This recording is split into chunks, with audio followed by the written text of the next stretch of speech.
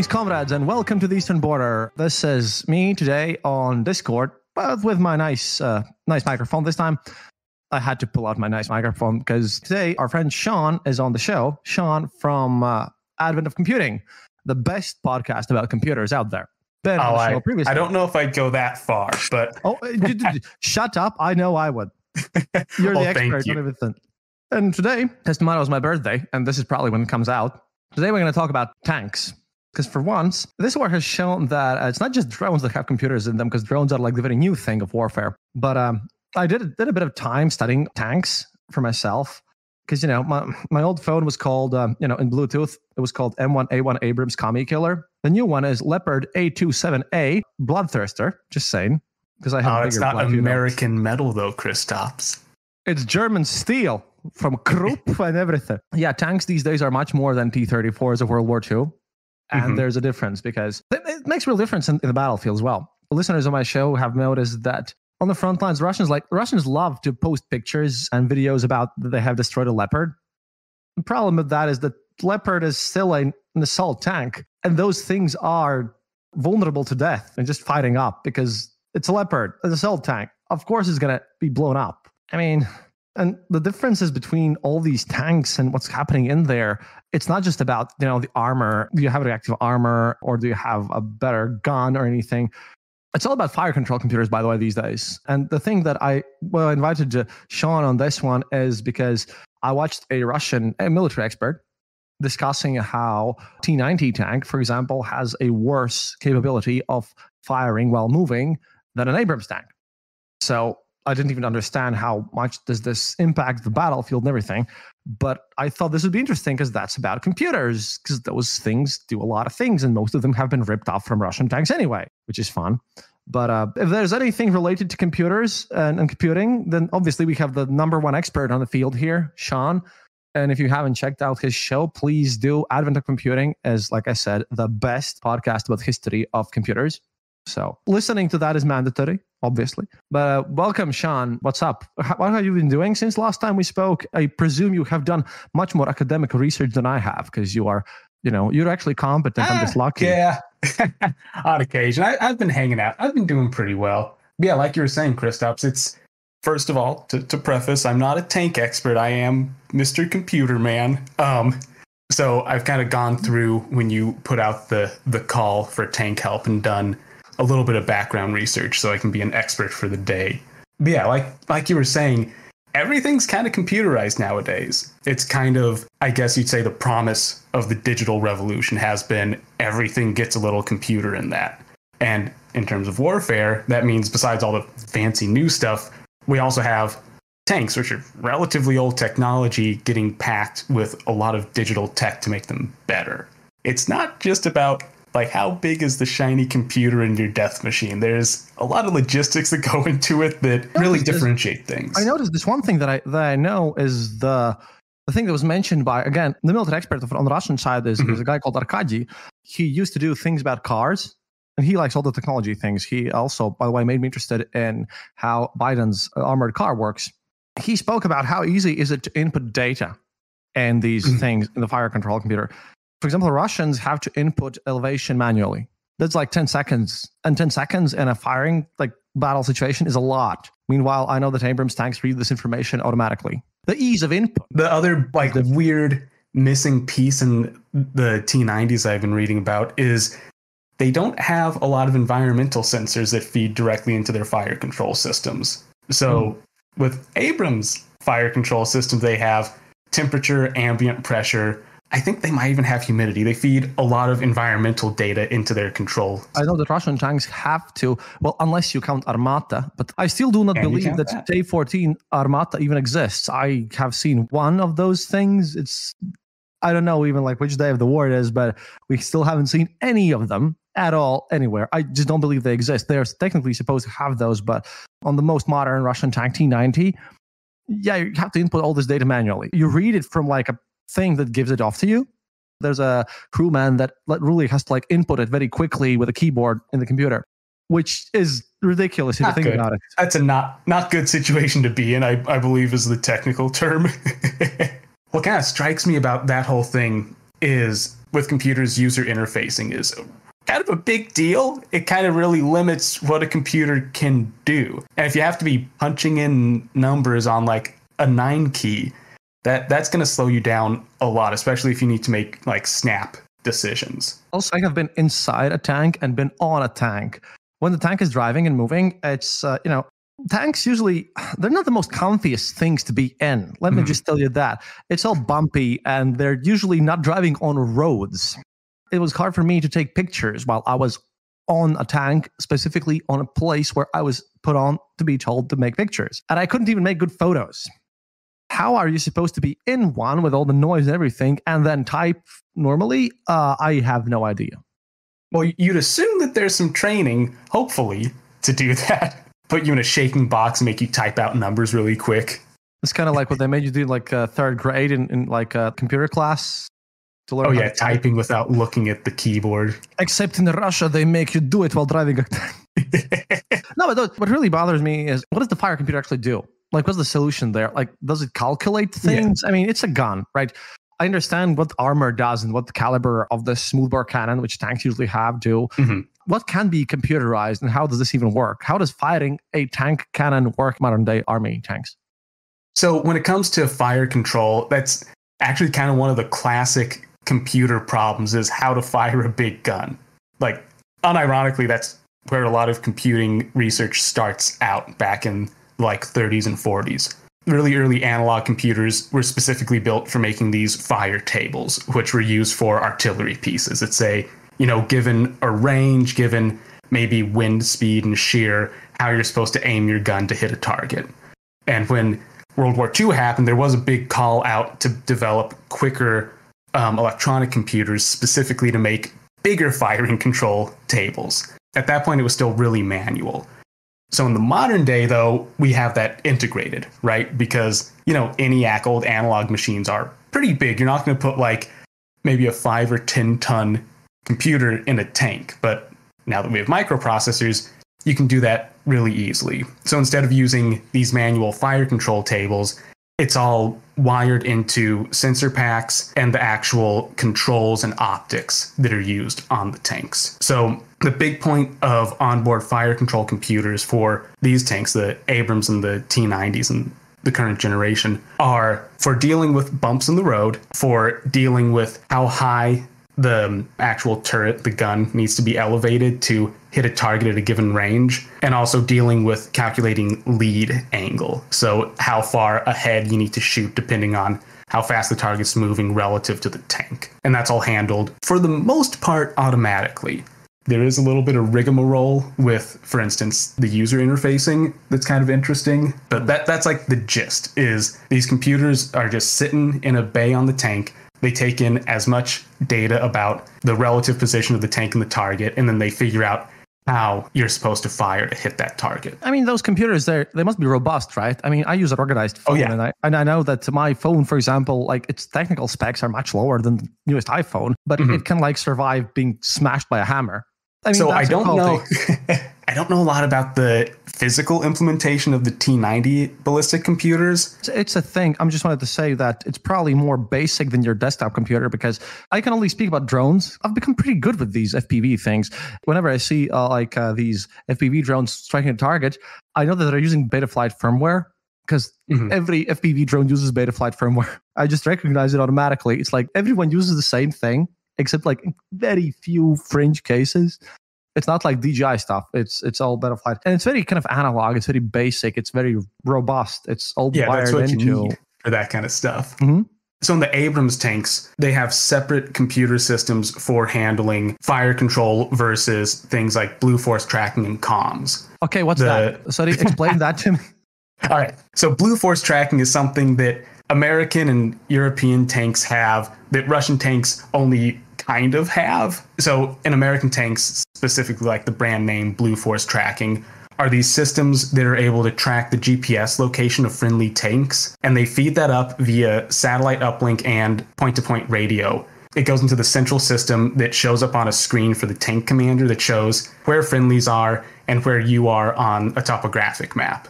So you're able to, prevent friendly fire is the big point of that. Oh yeah, well, look, the Russian army probably doesn't give a shit about that. Oh yeah. So the Russian version of that uses a packet radio, which I have concerns about the effectiveness of that. I will say it's concerning. So the American Blue Force tracking uses a combination of line of sight radio, which is UHF, so it's relatively high frequency, and satellite uplink. So it's robust. There's some nice backup redundancy there. The Russian version uses a packet radio system that's short wave. So it's, I think, like 3 to 30 megahertz, it's like AM radio, right? Yeah, it's just above AM. It's very, very not good. You can block it with like a couple of trees. The radio that they're using, it's just a string of numbers. It's the R16350K. Says it has like a 250 kilometer range, but that's line of sight. And it can also be blocked by things like, sunspots. What? Which is concerning. Wait, what? Oh, this is kind of like there was a running gag. If you know about Luna 25, the crashed moon landing thing. Yeah. There is a joke on Russian internet that it was blocked by the curvature of the moon. Oh, jeez. I hope that's not accurate. I mean, like the interesting part is that what this does is Russian computer is less reliable on getting information and is less reliable on transmitting stuff through distances, as far as I get it.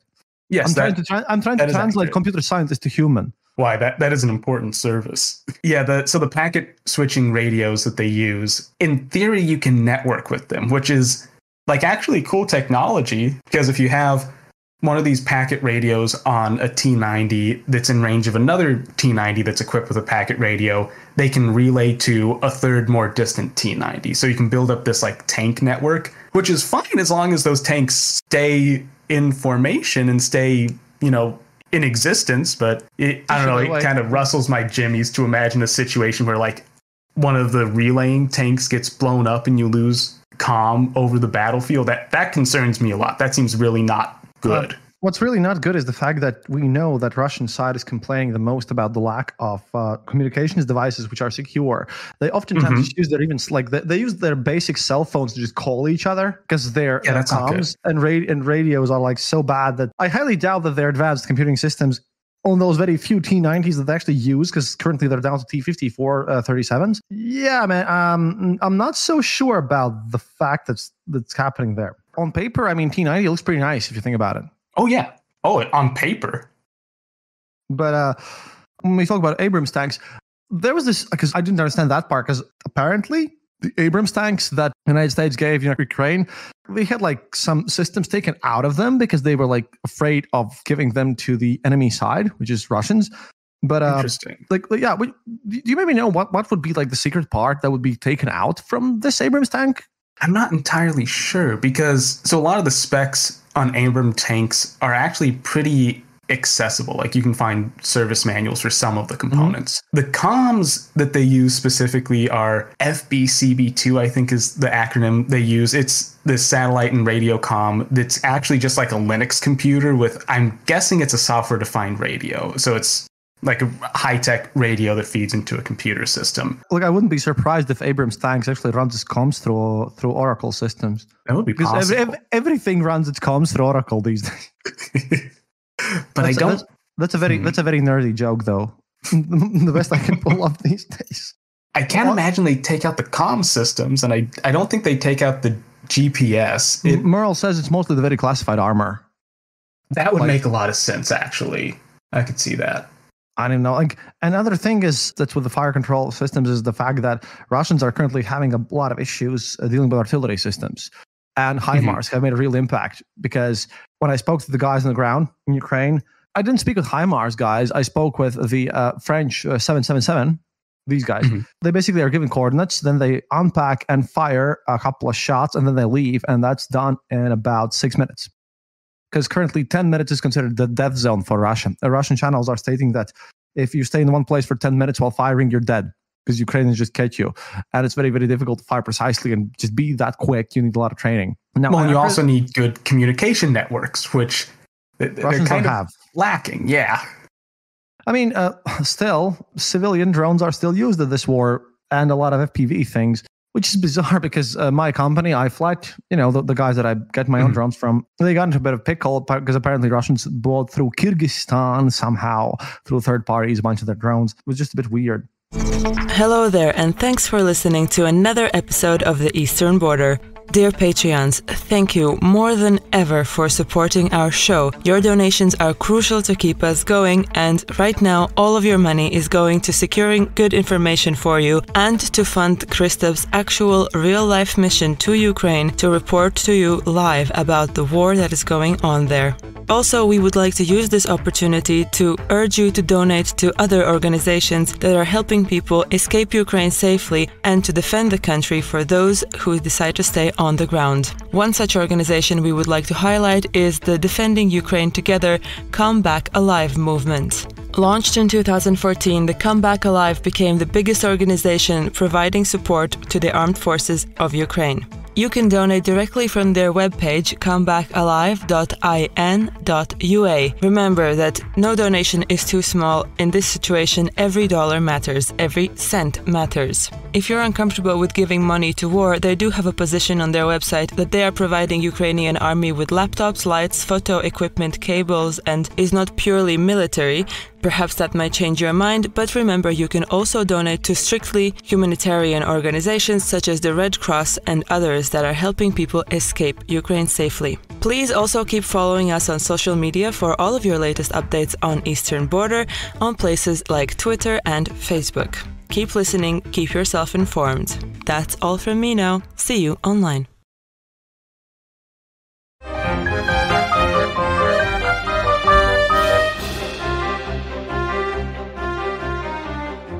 What I don't know, by the way, is how does these computing systems and everything, do they have some sort of radar scanners in there for, like, because mines are a big issue. Is Abrams tanks prepared to fight against mines?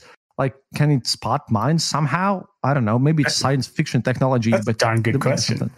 I don't believe so. In my reading, I haven't found any big features about spotting mines. I think if that was something that existed, it would be a headline kind of thing. Okay.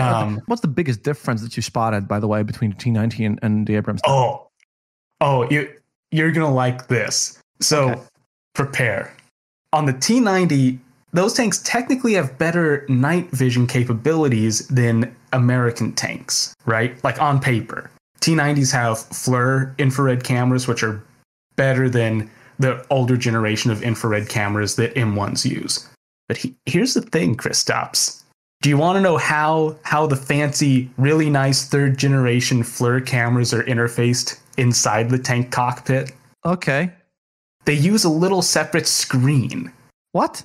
Yeah. What? Right? That is yeah. So during the day, you get your tank sight, you get to actually look in an optic, but once it gets dark, oh no, you got to sit back in your little chair and you have a little display screen that shows your night vision. It's great. So you look in your night vision and then you have to adjust your main aiming thing that actually aims it? What the? Yeah, by a little screen, a little computer display instead of your actual optic that you normally use. Whereas in the M1s, the night vision is technically worse, but it goes through the same optic. So you don't have to, fiddle fuck around with how you're targeting your tank, for lack of a better expression. Okay. This sounds very Russian. I mean, I think good. They tried to fix it on Abrams tanks, by the way. Sorry, on Armata tanks.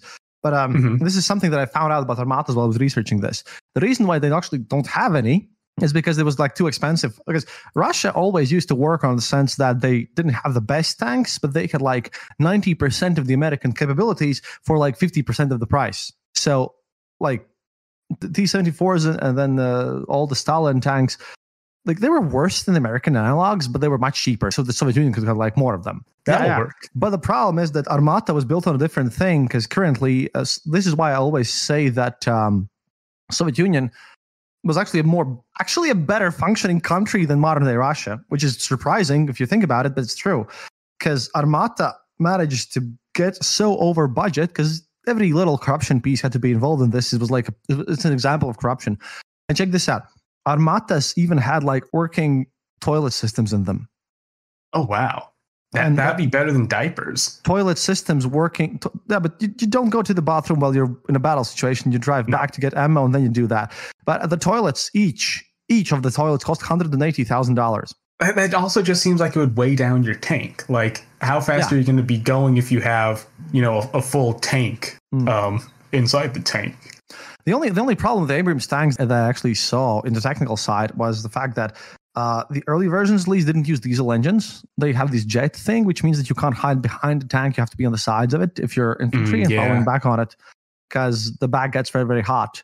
It's more kind of easily changeable because you're supposed to kind of not even repair, just pull out the engine, put a new one in, like a Sega cartridge, basically, which is a very stupid joke. But yeah, then again, field repairs have been a massive thing, and that's the big stuff. Because the other thing about computers, I know that a lot of these fire systems from these advanced Russian tanks, they have been just pulled out and sold to the highest bidder in the black market. The question is, who would want to buy such a system? Like, where else can you use this fire computer? So that's actually a very interesting aspect of T90s. They use a modular design. Once again, the specs aren't quite as open as the American specs are, but the Russian tanks are modular. So that's one of the reasons that the night optic is on a separate display instead of integrated into the day sight, is that it's a module that gets installed.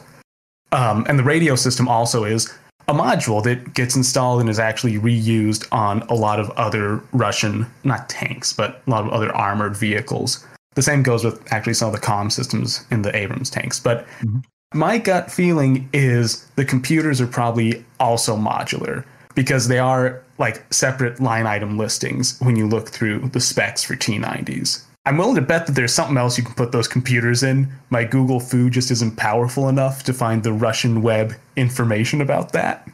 But that would be an interesting line of research, I think. I mean, I know that they sell them on the black market. They probably also have gold in them, now that I think about it. Probably, maybe. Yeah. Well, so a lot of electronics do have gold. A lot of platinum too, because again, a friend of mine managed to get those. I have a friend who I won't mention by name here, but you all know him. A secret friend who's not audits. It is not audits specifically. I can tell you that because when Vice basically did a documentary, the old good Vice, the documentary about Baikonur Cosmodrome, and they noticed that, oh, look, Buran's there. Well, my friend grabbed some of his friends and they went over there and screwed off some motherboards from the Buran. So I have seen Buran motherboards. And if you come to Latvia, I'll show you. I'll introduce you even to my friend. I got it. That might be in the cards. But someone makes a good point in the chat that there are foreign operators of T90s that might want those computers. Foreign operators as well. I mean, there's a difference. Is there a difference between the American M1A1s or M1A2s and, for example, like the tanks that are given to other countries? And also, I want there to should check. be a difference in exports. You really think so? Like, I always wonder what's not included there. Well, I know with the export T90s, they have different digital systems. I didn't look super deep into that because I don't imagine that the Russian forces in Ukraine are using export model T90s, although I could be very wrong. They might be buying some back or something shady. But the American tanks, though, I'm not entirely sure either. I know someone was saying in the chat that there's armor differences. And that wouldn't surprise me because I know the Fed boys are kind of covetous of the fancy coatings on a lot of their military technology. You'd be surprised. My listeners, a lot of them are in the military. We're going to pay attention to chat a bit later. Don't worry about it. It's fine. All right. They're smarter than us in all these cases. Oh, yes. Very much so. I'm an expert for the day. No, dude. You truly make great stuff. The problem is that I wonder what's with the computer things is this is mostly touching planes though, but I think tanks have the same issue because currently Ukraine has problems of training with F-16s because you need to know English to fly them. I don't know why though, nice. but they really need to know, and they lack and you also have to be like a good fighter pilot. So being a good fighter pilot on a MiG and then like knowing English at the same time, a bit of a different issue here. I think maybe like the systems inside of an Abrams tank that are given to Ukraine, and they also like the biggest issue there is that they also have a mishmash of tanks right now. They have like the French ones which are like with wheels even, which is just bizarre, and then they have Abrams tanks, and now they have like Leopards and everything. But like, how do you deal with this? I think that a lot of time is spent actually by just teaching Ukrainians English, because that would make sense. I mean, I know at least the comm panels and the Blue Force tracking from the unclassified photos that you can find online, that's all in English. But once again, they are actually using Linux for part of that, which does have robust translation packages. So in theory, you could install a nice patch and fix that. But I don't know what kind of funding there would be for that kind of work. That is actually something else that it sounds very interesting to look into. I mean, you're not just basically hitting on future episodes that we're going to do with you, obviously. Oh, yeah. I'm always happy to be a consultant. The worst part is that, okay, we've been looking at T90s, which is the premium one. Well, premium one of models. the T90s is the premium model. They're currently using T54s and T60s on both sides actively, by the way. Mm-hmm. And I'm pretty sure that the T54 simply just doesn't even have a firing computer. I'm not sure.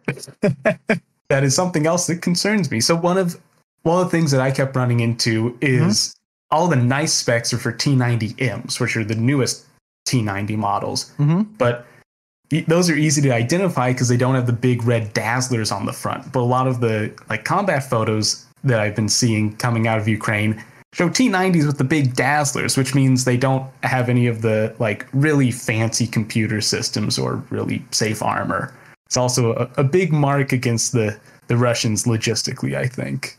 Yeah, but they do have a lot of them. That's the problem here. The big issue here with the Russian side, as far as I know, is the fact that the maintenance is terrible. I also really think that, what's the level of knowledge to operate the computer systems on these tanks? Because apparently, if I would go to a tank, even like an Abrams tank, and I wouldn't know what's going on there without training, because, let's be real, most of the Russian soldiers don't have enough training.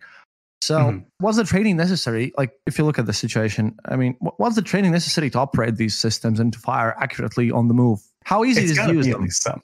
So I've watched a bunch of videos of people going through virtualized trainings for M1s, and it seems actually relatively intuitive. I think I could probably sit down in one and maybe hit a barn.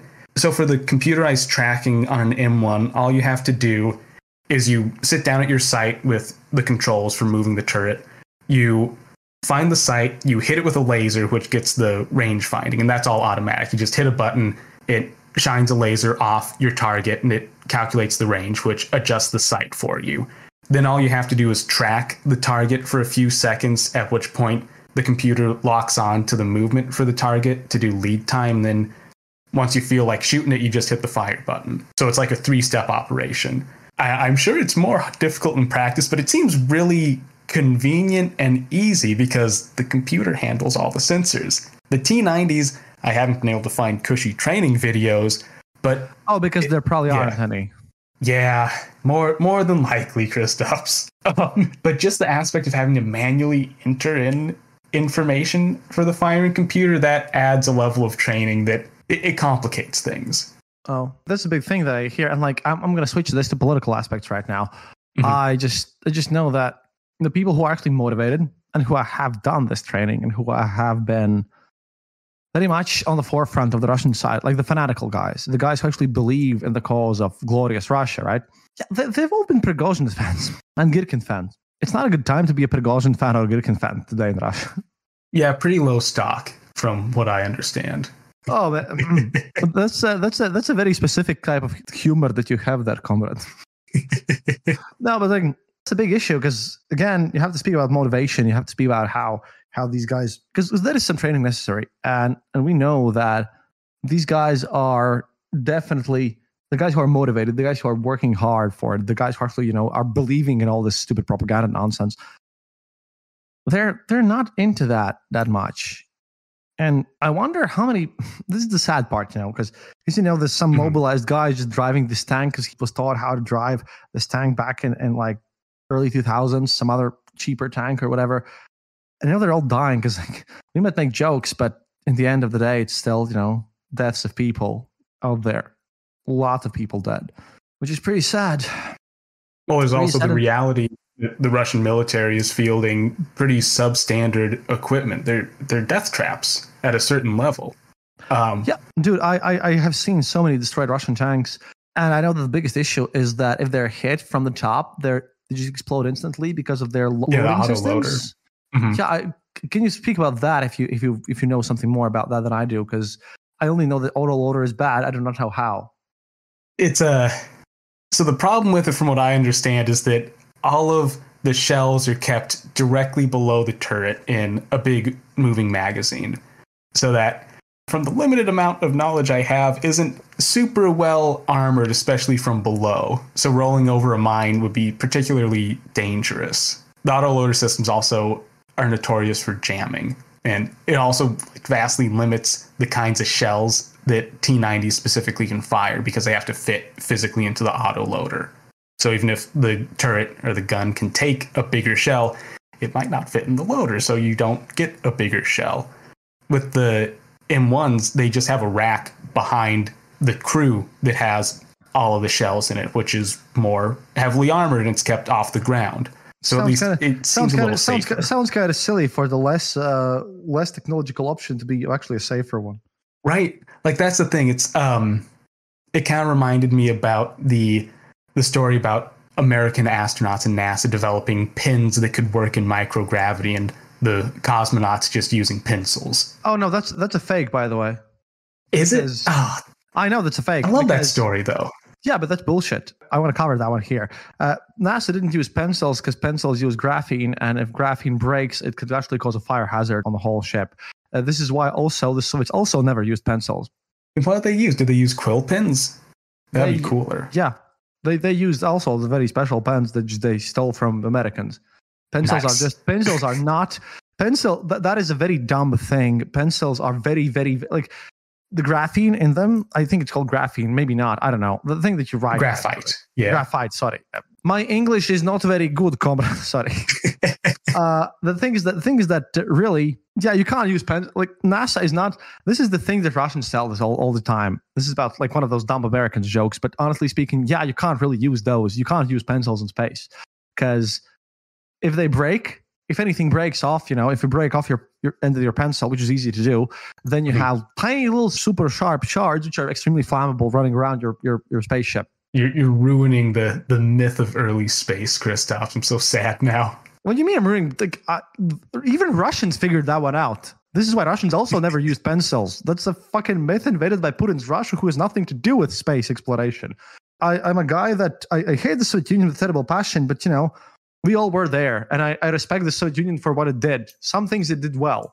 But the problem is, if you look at it closely, most of the good things Soviet Union did, like launching a man into space and winning this early space race, with Sputnik and everything, it wasn't done by Russians. It was done by Ukrainians and Belarusians and, like, people who not have, like, if you look at all the best people, like all the guys who achieved something in the Soviet Union, yeah, none of them are Russians. Interesting.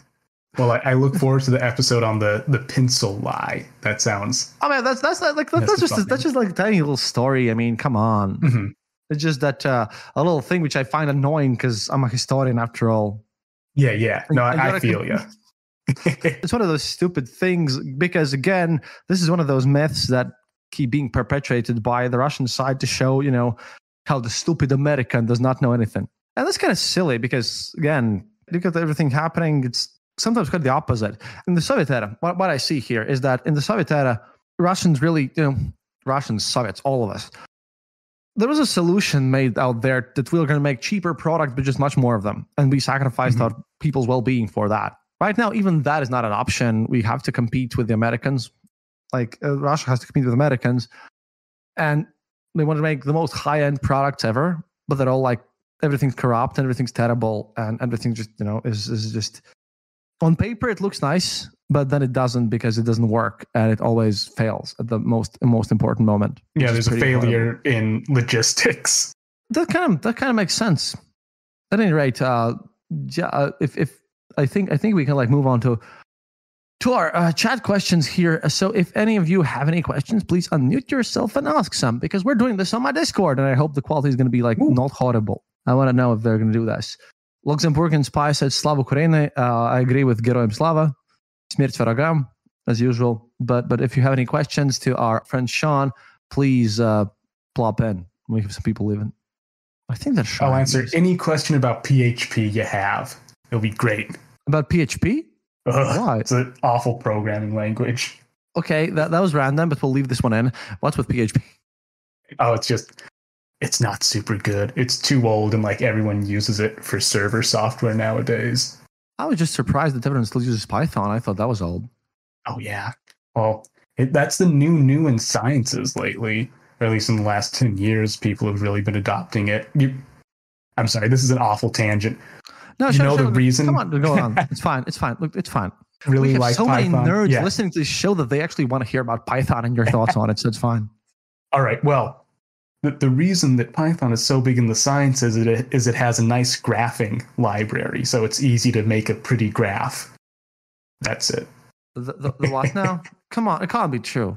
No, that's one of the big reasons back when I was an undergrad and doing research. That was one of the big reasons that everyone's like, oh, yeah, you got to use Python. It's like, well, is it because it's fast? No. Is it because it's particularly good at math? No, but it makes nice little graphs real quick, which it does. Pretty nice. Well, when I was growing up in the early 2000s, I thought C++ was all the rage. Oh, yeah. Well, yeah, So the thing with the sciences is a lot of people need a language that's accessible, and Python's really accessible. It's easy to learn, easy to use. Subtle Knife, C++ by the way, better. Subtle Knife in chat says that she has a free Python course set up for next week. Oh, yeah. It's a really good skill to know because a lot of people do want to use Python. At least it's not JavaScript. Yeah. Oh, man. I have to use that too. Oh, what don't you use? Okay, here you get to advertise your podcast a bit. What do you do in your everyday life besides podcasting, and what's up? Well, besides podcasting, I work at a podcast hosting company, so I'm embedded in the biz. I write statistics software that's a mix of Python, PHP, JavaScript, MongoDB, MySQL. It's all kinds of stuff. I just write software that pulls together data for clients, basically. That sounded so boring. It sounds boring on paper. I think it's kind of fun.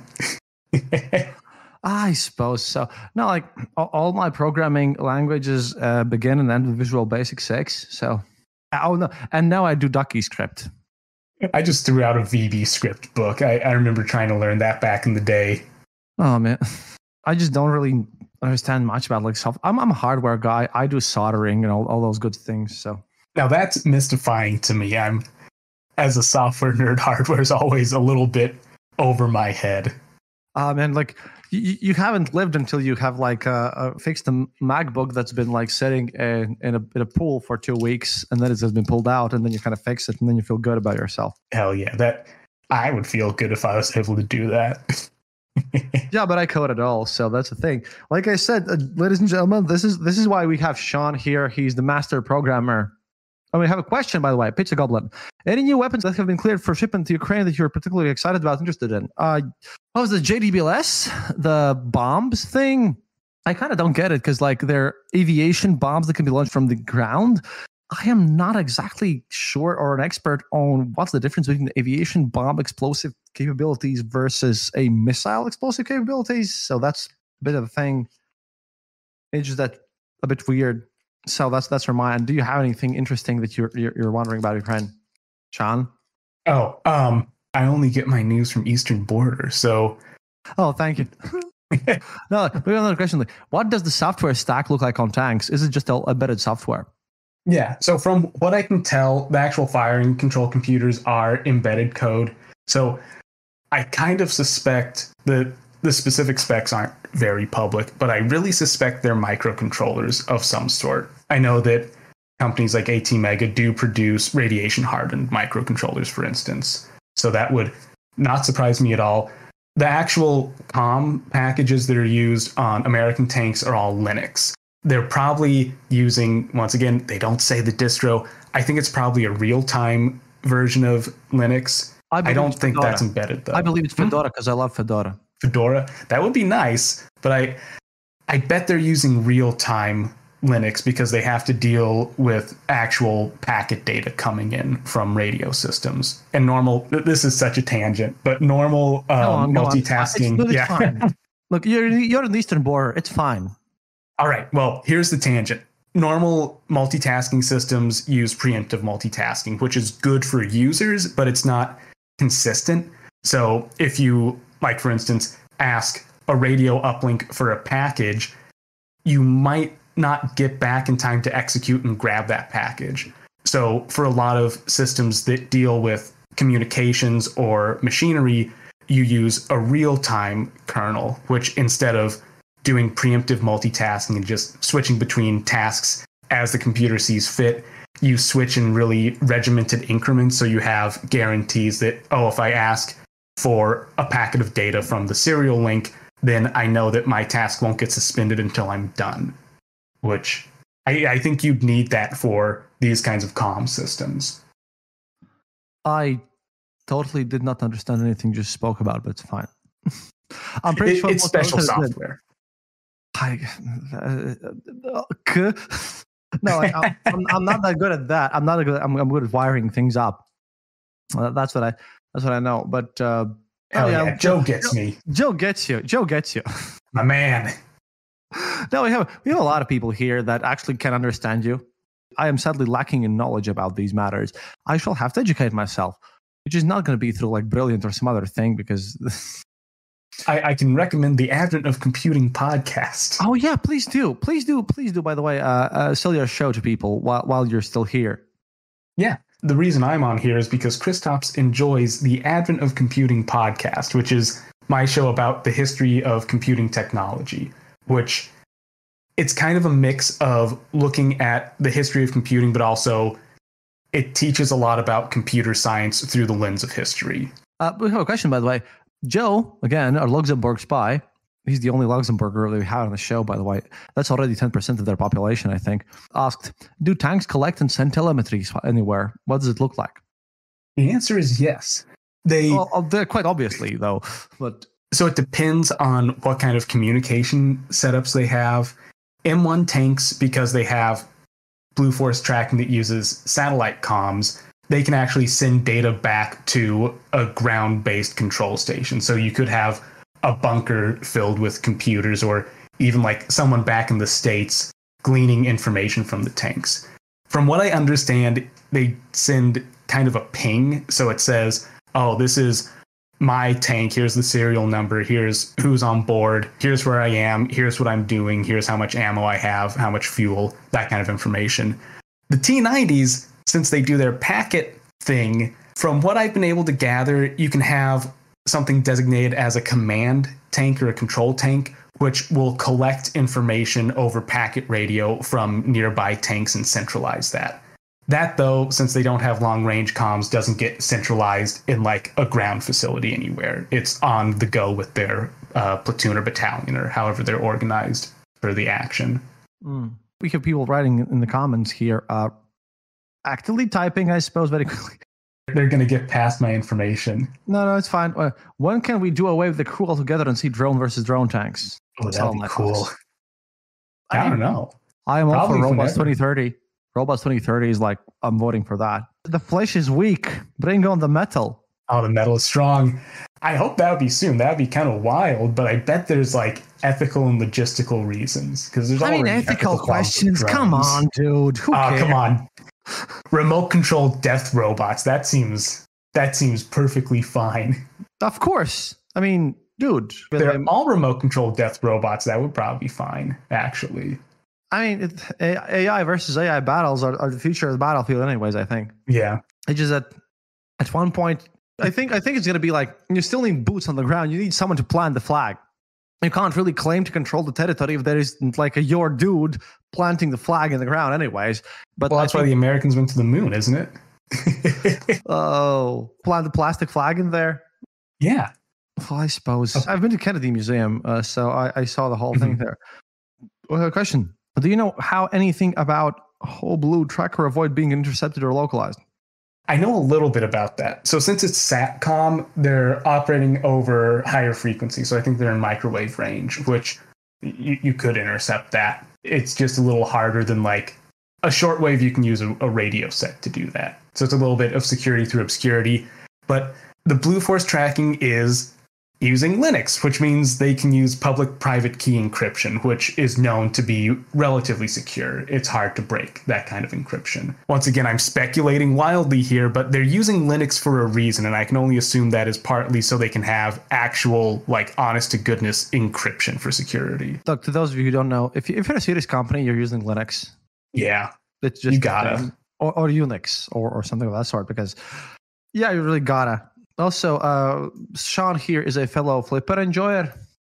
I have mine right here on my desk. I use it to open all kinds of things in my home. I also have one. I use it to switch off political advertisements on the street. Nice. I need to get an antenna for mine so I can start gleaning car information from folk. Yeah. It's like, this is a Hackerman information. Those of you who know, you know. Well, I won't explain shit.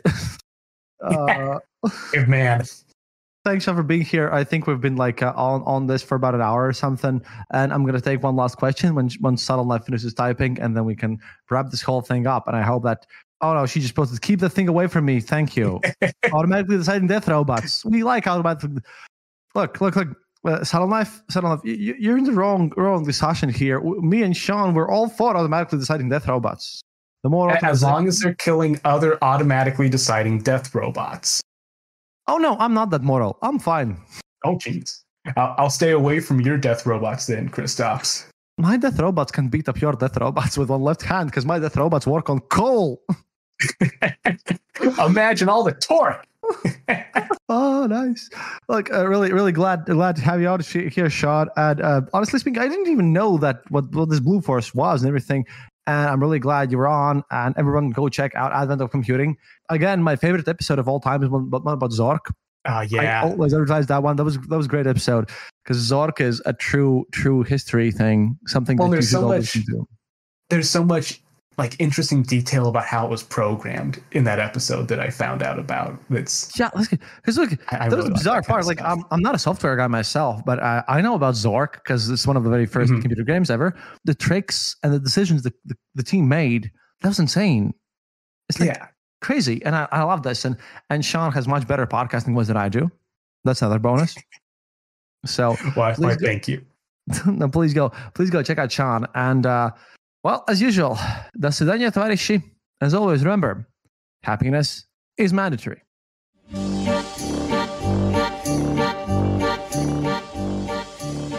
Thank you for listening to the Eastern Border Show. If you have any questions or comments, go to our website, theeasternborder.lv, and leave a comment there. Or email us at theeasternborder@gmail.com. We'll be sure to answer. You can also follow us on social media and contact us there. If you enjoyed this episode, then leave us a review on Apple Podcasts and tell your friends about us. It really helps us grow the show. And remember, happiness is mandatory.